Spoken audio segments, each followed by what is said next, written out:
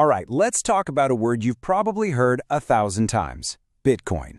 What is it really? How does it actually work? And why should you even care? Well, in the next 5 minutes, we're going to cut through all the noise and get straight to the answers. So, let's dive right in. I mean, it's a word that's just everywhere, right? On the news, all over social media. Maybe you have that one friend who just won't stop talking about it. But when you get past all the hype and the crazy headlines, what is this thing? That's exactly what we're here to figure out. You know, to really understand Bitcoin, you can't just look at what it is today. You have to go back to the very beginning, back to why it was even invented in the first place. Its origin story is kind of the key to everything. And the timing here is absolutely crucial. Think back to 2008. The whole world was rocked by a massive financial crisis. People's trust in the big banks, in the governments that were supposed to be watching over our money, it was just shattered. And then, boom. 1 year later, right in the middle of all that chaos, this radical new idea for money appears. So yeah, Bitcoin wasn't just some random invention, it was a direct answer to that crisis. And get this, the creator, or creators, went by the name Satoshi Nakamoto. But here's the wild part. To this very day, nobody has a clue who Satoshi really is. Was it one person? A secret group of developers? We just don't know. It's one of the biggest mysteries on the internet. And their goal? Well, it was huge. They weren't just trying to create another currency like the dollar or the rupee. They wanted to build a whole new kind of money, something that no single bank, no big corporation, and no government could ever control. Okay, so we get the why. It was born out of distrust. But how on earth does it actually work without a bank in the middle of everything? Let's take a look under the hood at the engine that makes Bitcoin run, and I promise we'll keep it simple. So the magic behind Bitcoin is a technology called blockchain. And look, don't let the techie names scare you. The idea is actually pretty straightforward. Just imagine a digital notebook that's shared with everyone. Every time someone sends or receives Bitcoin, it's written down as a new line in that notebook. And once a page is filled up with transactions, it's sealed and added to the chain forever. You can't go back and change it. So you might be asking, well, what keeps everybody honest? What stops someone from cheating? Instead of one security guard, there are thousands. This digital notebook is public, and it's being constantly checked and verified by a huge network of computers all around the world.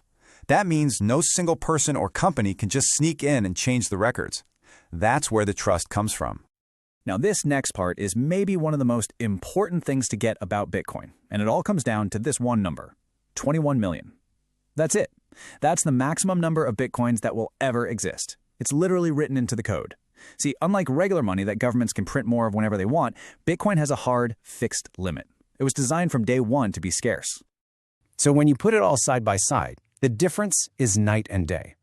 Regular money is centralized, controlled by governments and banks, and its supply is pretty much infinite. Bitcoin is the complete opposite. It's decentralized, run by its users, and has a strictly limited supply. That's scarcity. That's exactly why you'll hear people call it digital gold. Okay, so the tech is pretty fascinating, but that leads to the really practical question. Why are millions of people all over the world actually putting their hard-earned money into this stuff? What's the appeal? Well, for most people, it really comes back to that powerful digital gold idea. The main reason people invest is that belief in scarcity.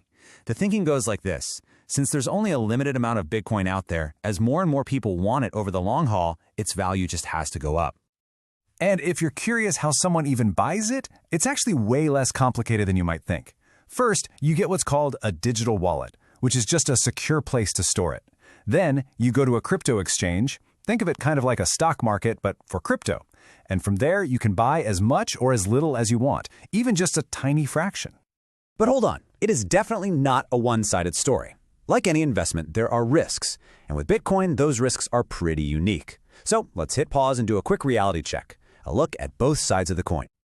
On the one hand, the pros are pretty compelling. It's a global currency you can send anywhere. Its limited supply makes it rare like gold, and no single government is in charge. But on the flip side, the cons are serious.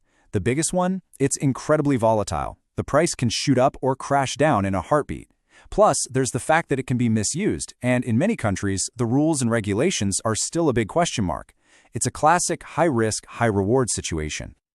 So, there you have it. That's Bitcoin in a nutshell. An idea born from a financial crisis, a technology powered by a global network, and an asset that's full of both amazing potential and some very real risks. We've covered the why, the how, and the what-ifs. which really just leaves one big question. Is this the future of money, or is it a fascinating but risky experiment? And that is something for you to decide.